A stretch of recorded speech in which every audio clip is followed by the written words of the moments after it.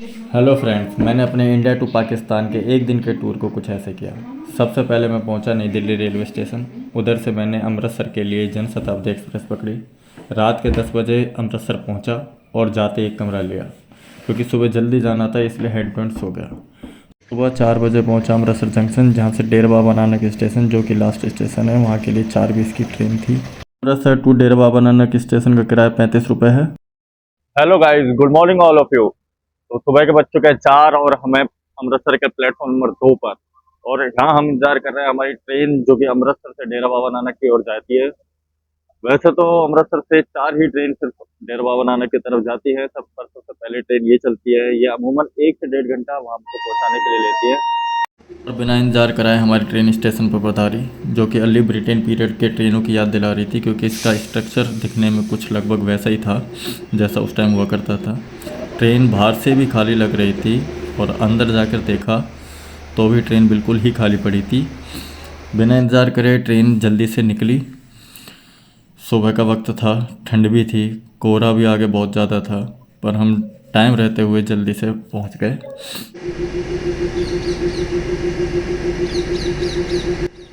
डेरा Baba Nanak station एक छोटा मगर बहुत सुंदर रेलवे स्टेशन है, और ये भारत पाकिस्तान बॉर्डर पर पड़ने वाला भारत की साइड से लास्ट रेलवे स्टेशन है। यहाँ पे आपको बहुत शांति फील होगी। ये बहुत सुंदर रेलवे स्टेशन है। तो दोस्तों, हम पहुँच चुके हैं डेरा बाबा नानक स्टेशन। यहाँ से हम पहले चलेंगे दरबार साहिब की ओर, जो कि यहाँ से 1 किलोमीटर दूर है।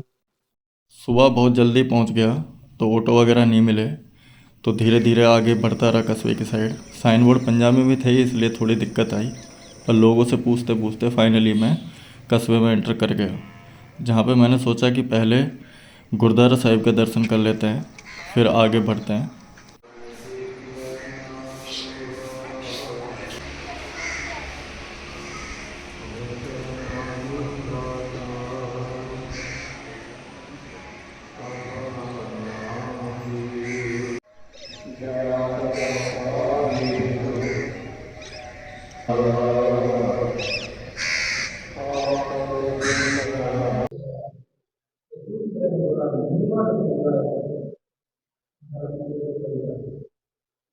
गुरुद्वारे से निकलकर सबसे पहले गवर्नमेंट हॉस्पिटल गया, जहाँ मैंने RT-PCR करवाई। तो दोस्तों, RT-PCR की रिपोर्ट करवा ली है।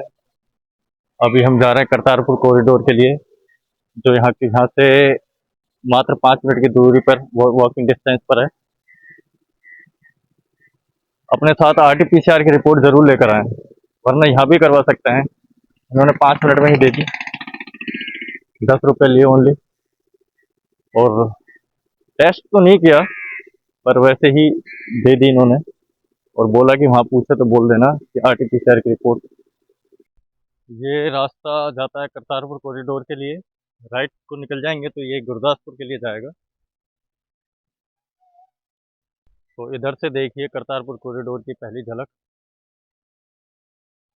ये पूरा कॉरिडोर मोदी सरकार के आने के बाद और पाकिस्तान सरकार के समझौते से हुआ है। सुबह सुबह का टाइम है, पर पारा चढ़ा हुआ है। टेम्परेचर अभी भी 30 डिग्री ऊपर है। कोई ऑटो वगैरह भी नहीं है।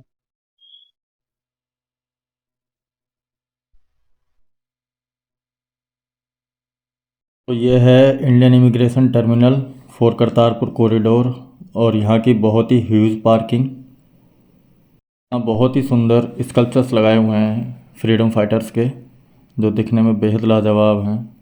पूरा टर्मिनल मानो सजा रखा है, बिल्कुल एकदम मस्त तरीके से। और ये डॉक्यूमेंट चेकिंग का तीसरा पड़ाव।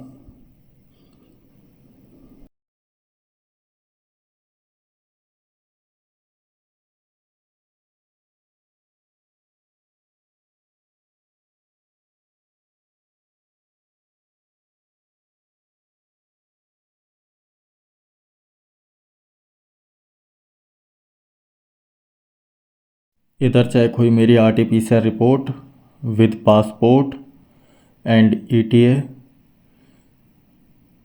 और आगे मेरे को पिलाई गई पोलियो ड्रॉप्स, जिसका टेस्ट बचपन की जैसी पोलियो ड्रॉप्स के जैसे बिल्कुल नहीं था। दोस्तों एक एडवाइस दूंगा कि आप अपने रुपीस को डॉलर में अमृतसर से ही या फिर कहीं और सिटी से कन्वर्ट करवा लें, क्योंकि यहाँ पे एक्सचेंज रेट और बाहर के मुकाबले बहुत ही ज़्यादा हैं। और ये चल रहे हैं हम पाकिस्तान की तरफ। कितना दूर अंकल यहाँ से? 100 मीटर तो जीरो लाइन आगे आप 4.5 तो ये गोल्फ कार्ट आपको इमिग्रेशन ऑफिस के बाहर से जीरो लाइन तक छोड़ती है, जहाँ डॉक्यूमेंट्स वगैरह की फिर से चेकिंग होती है। तो पाकिस्तान के बेहद करीब जीरो लाइन पे अबाउट टू एंटर, ये खुशी बहुत ही अलग थी, रोंगटे खड़े कर देने वाली। तो पाकिस्तान गवर्नमेंट की ये बस जो पाकिस्तान के इमिग्रेशन ऑफिस तक ले जाने वाली थी, जहाँ से हमको एक और बस आगे बदलनी थी इमिग्रेशन सेंटर में डॉक्यूमेंट चेक करवाने के बाद।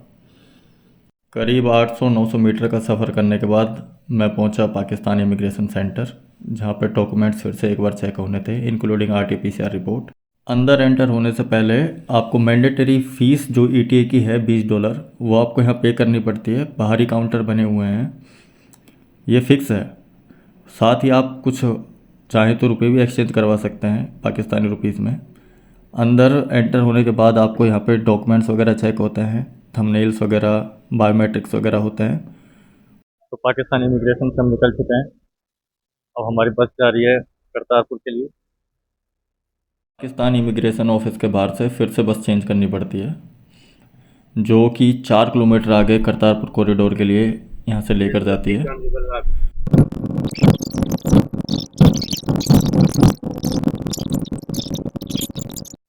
तो करतारपुर गुरुद्वारे की ये पहली झलक बिल्कुल ऐसा था जैसे रोंगटे खड़े कर देने वाली थी। मैं पाकिस्तान में था, गुरुद्वारा देखने आया था या पाकिस्तान देखने आया था, समझ में ही नहीं आ रहा था, पर देख के बिल्कुल रोंगटे खड़े हो रहे थे। आंखों में ऐसा लग रहा था जैसे आंसू भरे हैं। बहुत अच्छा लगा अंदर पहुंच के, एक अजीब ही खुशी हो रही थी। आपको चलो अंदर के नज़ारे दिखाता हूँ। तो फाइनली मैं पहुंचा करतारपुर गुरुद्वारा। जैसे जैसे एंट्री गेट पास आ रहा था, वैसे वैसे खुशी बढ़ती जा रही थी। एक अजीब सा मंजर था, समझ में नहीं आ रहा था क्या होगा अभी अंदर। एंट्री गेट पर यहाँ के सिक्योरिटी ऑफिसर्स ने हमको गाइड किया, हमको सारे रास्ते बताए और बताया what to do and what not to do. सारी चीज़ें बताई, कौन सी चीज़ें कहाँ लोकेटेड हैं, including kitchen, langar hall, bathrooms, main gurdwara Sahib, Guru Nanak जी का कुआं, उनके खेत, सारी चीज़ की जानकारी दी, जो जानकारी बहुत ही ज़्यादा लंबी चली। मैं पटका या कोई साफ़ी लाना भूल गया था सिर पे बांधने के लिए, तो यहाँ पे रहमान भाई मिले जिन्होंने मेरे को अपना पटका दिया। गुरुद्वारा प्रेमाइसिस की सफाई देखकर मैं कायल हो गया, तो सोचा पहले खुद को भी साफ़ किया जाए। इसलिए मैं आगे विजिट करने से पहले सरोवर साहिब गया। टाइम की बहुत ज़्यादा शॉर्टेज होने की वजह से मैं यहाँ जल्दी से नहाया और नहाने के बाद मैं बाहर निकला आगे विजिट करने के लिए, जहाँ मेरे को बहुत अच्छी जानकारियाँ मिली। मेरे को पता चला गुरु नानक देव जी ने अपने जीवन के आखिरी 18 साल यहीं बिताए, यहीं पे ही रहकर उन्होंने लोगों की सेवाएं की। उन्होंने भूखे लोगों को खाना खिलाया, बीमार लोगों को इलाज के लिए उनकी मदद की। और यह है करतारपुर कॉरिडोर का कंप्लीट ओवरव्यू, इंडियन साइड से भी पाकिस्तान साइड से भी। सारे रोड्स, बिल्डिंग्स, गुरुद्वारा और रावी नदी, सब कुछ इसमें इंक्लूड है। इसमें एक एक चीज़ शो की गई है कि कौन सी चीज़ कहाँ प्लेस करती है। फिर मैं बढ़ा लंगर हॉल की तरफ, लंगर के लिए, जो अनडाउटेबली बहुत ही लाजवाब होने वाला था और वैसा हुआ भी। पर एक चीज़ हैरान करने वाली थी कि यहाँ पे लंगर हॉल में भी जो सेवादार थे वो मुस्लिम थे, सिख भी थे, मुस्लिम भी थे, पाकिस्तानी सिख ज़्यादातर थे। लंगर खाया, काफ़ी अच्छा था। यहाँ मिले हमको चावल, दाल, सूखी सब्जी और चपातियाँ। ये वो पाकिस्तानी सिख जो करतारपुर साहिब कमेटी के मेंबर हैं।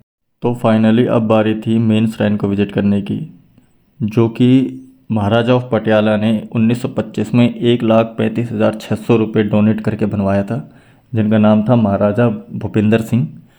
यहाँ पे पाकिस्तानी विजिट करते हैं, मुस्लिम विजिट करते हैं, पर वो इस मेन श्राइन के अंदर विजिट नहीं कर सकते।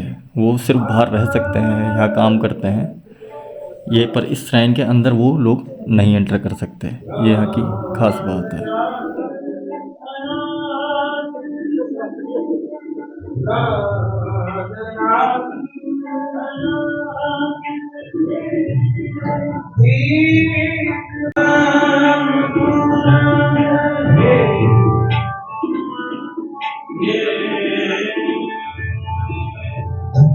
ये अमृत जल है जो गुरु नानक देव जी के कुएं से ही निकाला गया है। क्या प्राइस है एक बोतल की? कितने रुपए का एक बोतल पानी? नहीं, इसकी कीमत नहीं है, इसकी आप ताज़ा ये आपको मिलता है, मैं आपको मिलता है गुरुद्वारे से बाहर निकल के मैं जल्दी से पहुंचा पाकिस्तानी मार्केट, जहाँ पे बहुत सारी अलग अलग स्टॉल्स लगी थी, कपड़ों की, आइसक्रीम वगैरह की, स्नैक्स की, फास्ट फूड की, यहाँ की लोकल मिठाइयों की, जहाँ पे काफ़ी चीज़ें अच्छी अच्छी देखने को मिली। उनसे बातें की, प्राइस वगैरह जाने, कपड़े वगैरह के, मिठाई वगैरह के। मन तो बहुत कुछ कर रहा था यहाँ से लेने का, पर मैंने ज़्यादा लिया नहीं। एक तो प्राइसेस बहुत ज़्यादा हाई थी, कपड़ों की भी, मिठाइयों की भी, और एक ऊपर से जब वापस जाते हैं तो सिक्योरिटी चेकिंग बहुत ज़्यादा 500 का है। अल्टीमेट लेवल की होती है, इसलिए मैंने ज़्यादा कुछ यहाँ से लिया नहीं। हालांकि भाई साहब ने तो बेचने की बहुत ज़्यादा कोशिश करी, अलग अलग प्रोडक्ट दिखाए जो बहुत ज़्यादा टेम्पटिंग थे। मन कर रहा था लेने का, पर प्राइस हाई थे, तो बस मैंने एक सोन हलवा का डब्बा लिया ज़रूर घर पे लाने के लिए।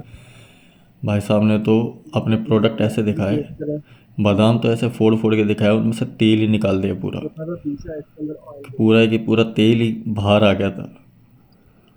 आपके यहाँ जो मिलता है वो क्या है? आपके यहाँ जो मिलती है आपको सल्फर में क्या होता है? सल्फर लगाने से क्या होता था? वाइट हो जाती है, ये ओरिजिनल है। इसको थोड़ा सा सल्फर लग जाएगा तो ये वाइट हो जाएगी। आप खाने के बाद वो खाता आपके सामने मम्मी में छाले बन जाते हैं दोनों। देखिए छोटा सा पीस है, इसके अंदर भी ऑयल होगा। इसके अंदर ज़्यादा ये भी आपको पाकिस्तान में 250 किलो मिल जाएगा। तो आप बिलीव नहीं करोगे, यहाँ पे 10 रुपये में मिलने वाली एक चोकोबार आइसक्रीम की कीमत भी वहाँ 80 से 100 रुपये थी। तो बहुत ही ज़्यादा महंगा है। एक तो करतारपुर कॉरिडोर की वजह से, और एक वहाँ पे करेंसी बहुत ज़्यादा डाउन है, इस वजह से काफ़ी महंगा था। तो बस वहाँ पे घूमे फिरे और वापसी की तैयारी करी, वापस निकल लिए क्योंकि टाइम भी हो गया था। तो अब पाकिस्तान को बाय बाय कहने का वक्त था। यहाँ से निकले, आगे बस का इंतज़ार किया, थोड़ी देर में बस आ गई और हम निकल लिए अपने वापसी की ओर। दोस्तों, आप सबके लिए एक एडवाइस है कि आप कभी वहाँ जाएं या जाना चाहते हैं तो कोई भी चीज़ वहाँ ना छोड़ें, जैसे कोई भी डॉक्यूमेंट, आधार कार्ड, ईटीए वगैरह, क्योंकि फिर प्रॉब्लम होती है वापसी में। हर चीज़ आपको जो भी लेके जा रहे हो वो वापस लेकर आनी पड़ती है। तो पाकिस्तान से वापस भारत लौटते हुए ढेरों यादें अपने साथ लेकर आए, पूरे जीवन भर की, शायद कभी याद करूँगा इनको। बाहर निकलते हुए देखा ट्रेनी आईपीएस ऑफिसर विजिट करने आए हुए थे। ये कभी भी लाइफ टाइम पाकिस्तान विजिट नहीं कर सकते जब तक ये सर्विस में हैं। अच्छा लगा ये देखकर। अब वक्त था बाय बाय कहने का फाइनली।